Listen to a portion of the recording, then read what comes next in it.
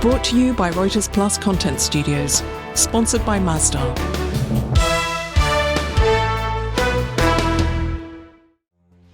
Hello and welcome to Future Energy Talks with me, Andrew Wilson. Throughout the series, I'll be speaking with a wide-ranging mix of industry leaders and sustainability experts who are helping to accelerate our journey to sustainability. Today, we focus on energy transition, the race to net zero, and the collaborations and frameworks necessary to make a sustainable future a reality.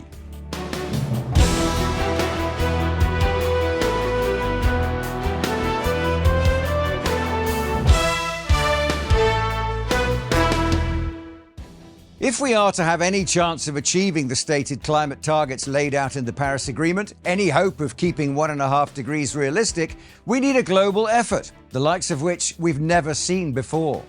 But how can countries, public and private companies and multinational bodies work together to decarbonize a 150-year-old energy system while simultaneously keeping the lights on and ensuring no people or communities suffer unnecessarily?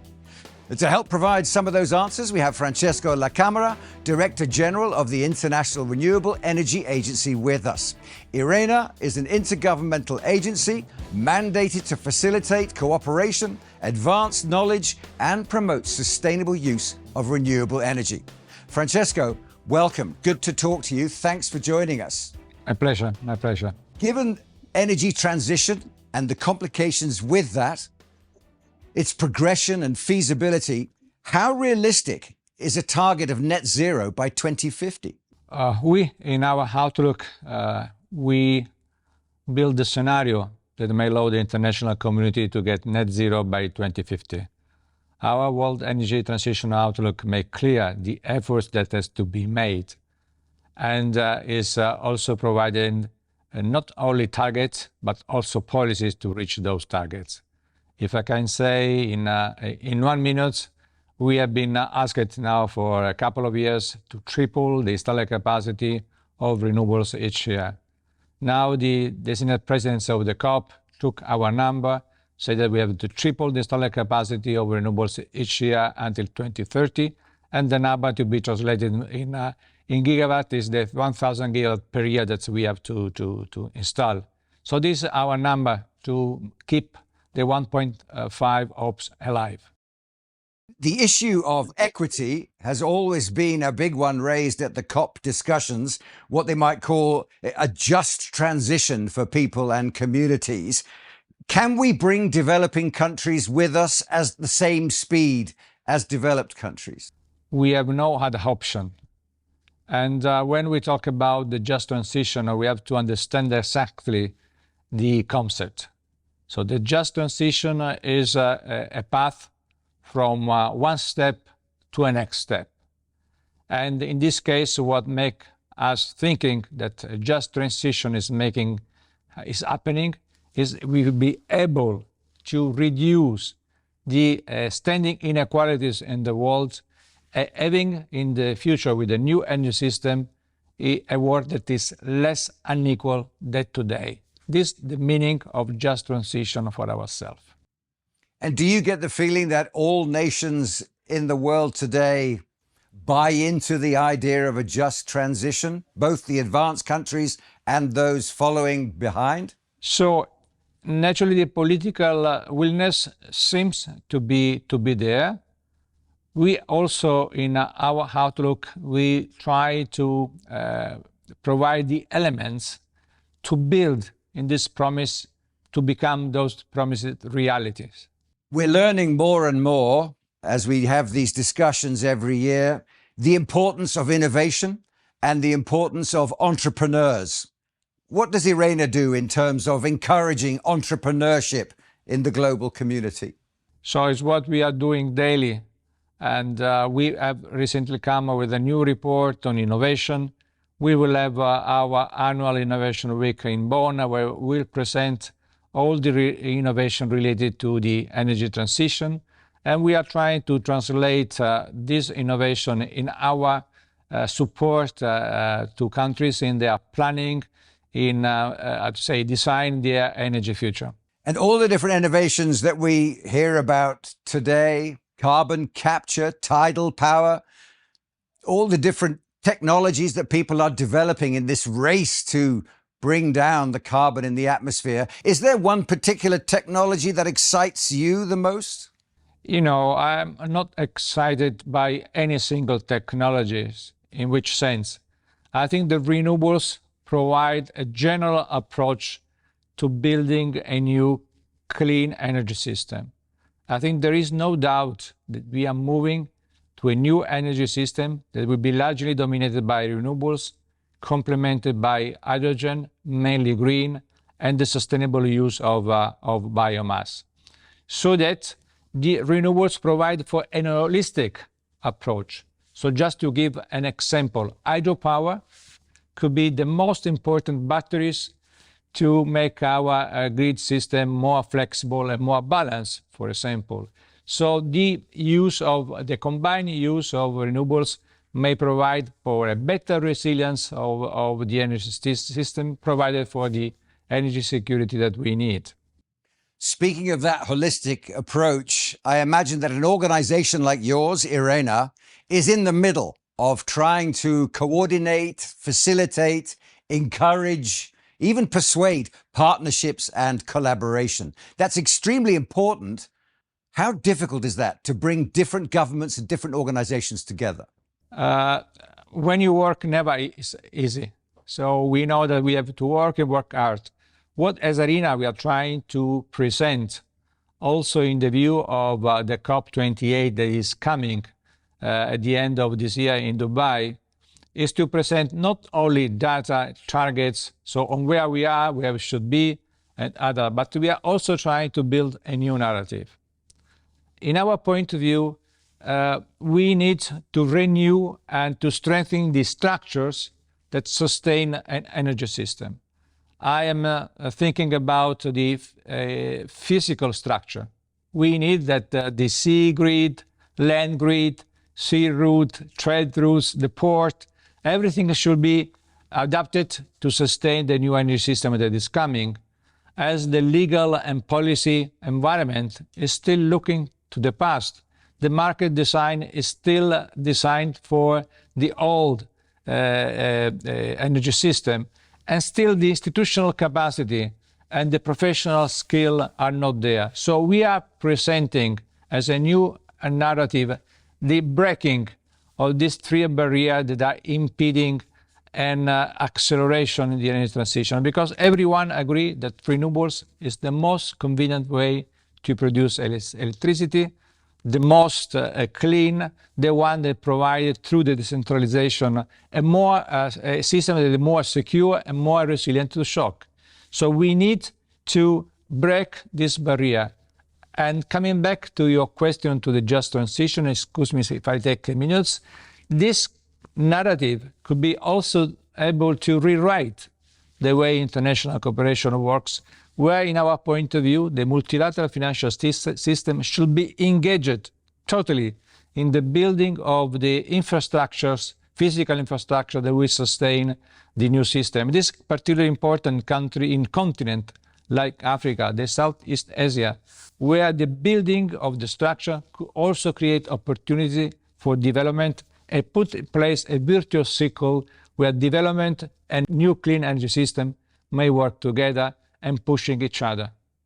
Let's take that example of Africa, for example. We are starting to understand the dynamic of that continent in terms of their need to establish better functioning economies, better economic relations with the outside world, the enormous potential for renewables, but at the same time, the temptation to explore fossil fuel alternatives and start creating income for countries by going down the fossil fuel route. In your view, what is the most important dynamic in the African continent in terms of the energy transition?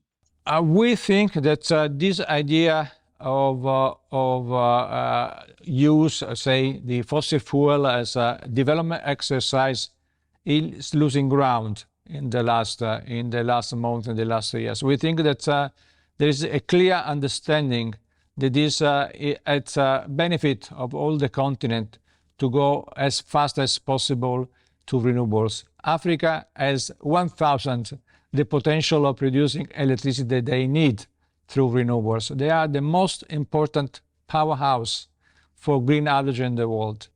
What is important to understand, and this come back to what I've already said, responding to your previous question, is that Africa needs the infrastructure to put all its potential at a benefit not only of the African continent, of the African people, but also for the world.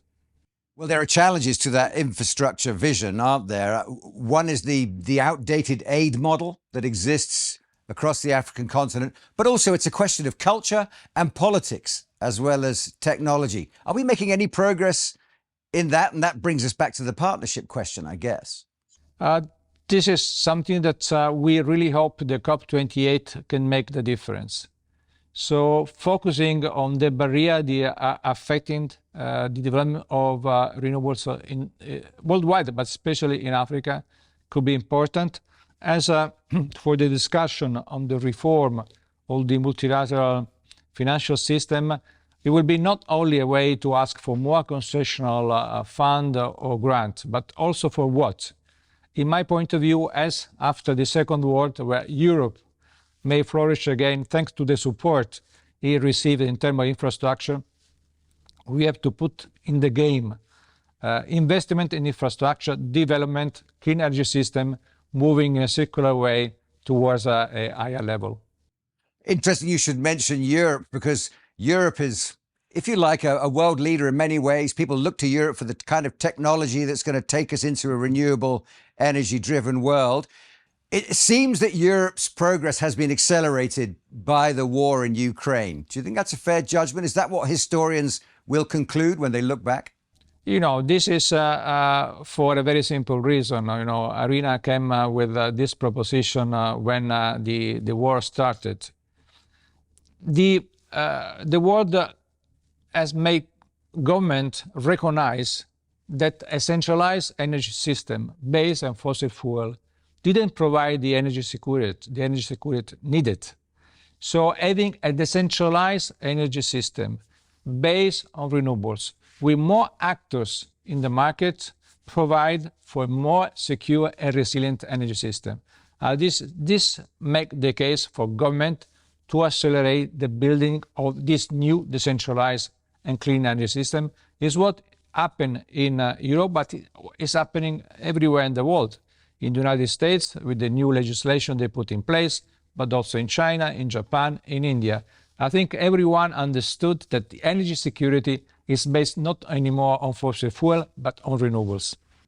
I want to talk about North America in a moment, but first of all, just going back to the Africa question, is Middle East, North Africa, does that count as a different region when we're considering the energy transition?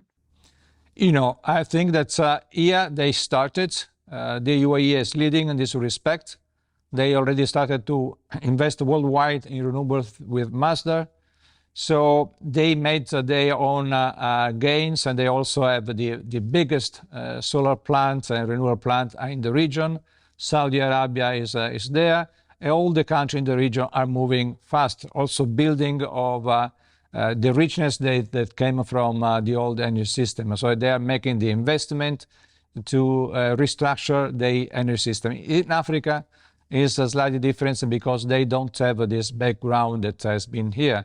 But still, the work of the multilateral energy system may provide the infrastructure that is needed to attract more private investment. I think all the companies want to go and invest in Africa, but they have to be able to sell the energy they provided. And this could be done if we link the infrastructure gain with development gain, so creating a market in Africa that can sustain more renewables coming to the ground.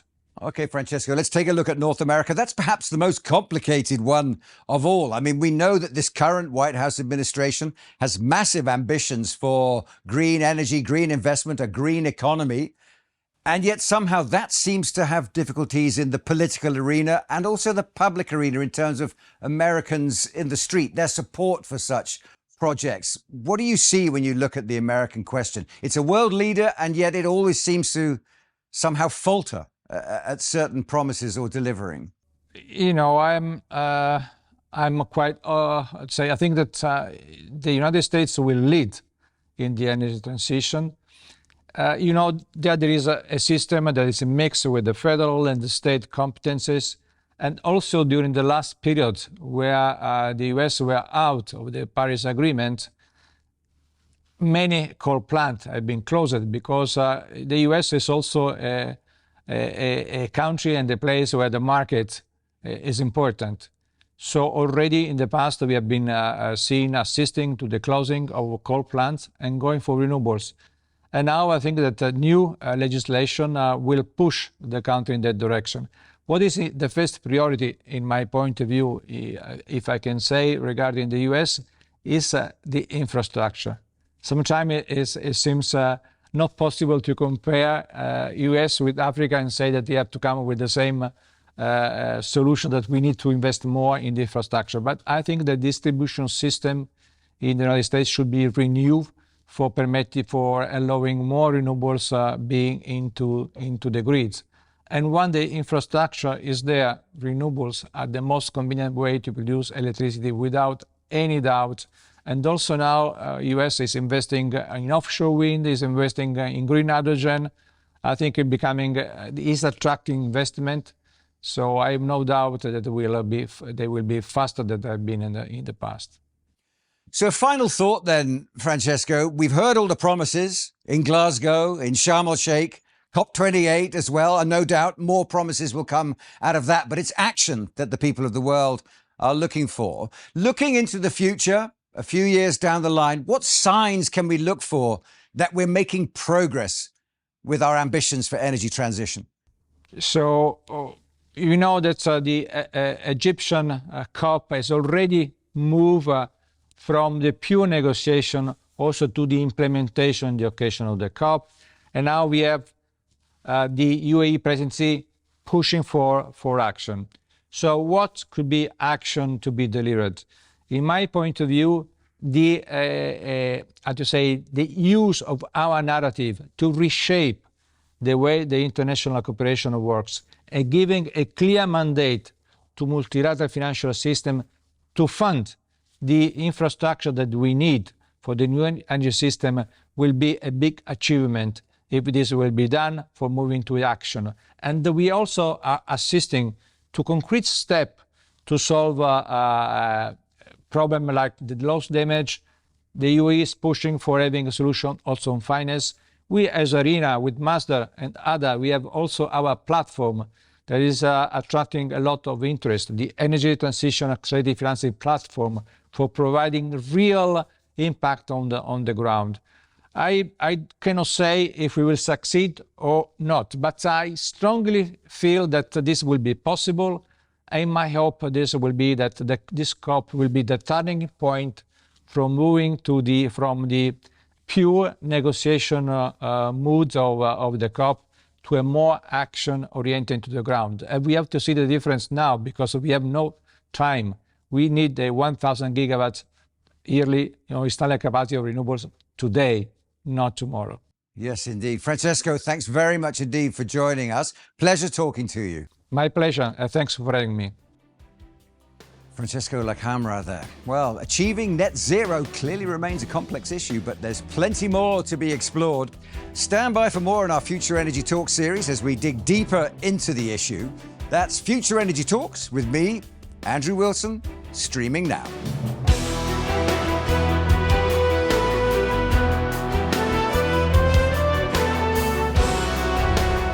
Brought to you by Reuters Plus Content Studios.